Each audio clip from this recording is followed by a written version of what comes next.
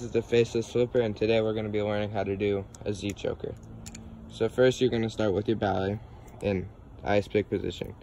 You're going to want to know how to pin spin, so you're going to want to know how to do this. How to just keep going with this. Then second, you're going to want to know how to do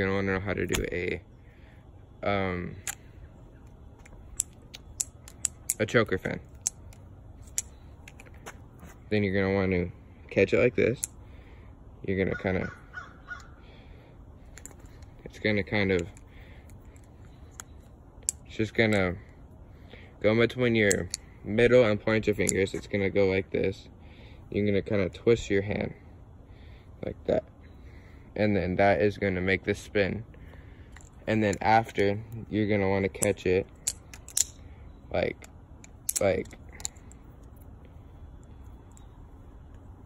it's going to be like that, and that's where I mess up the most.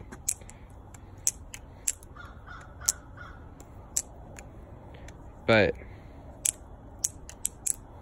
yeah, this is what the final trick's gonna look like. We're gonna start like this, or not mess up. That's the key. Okay.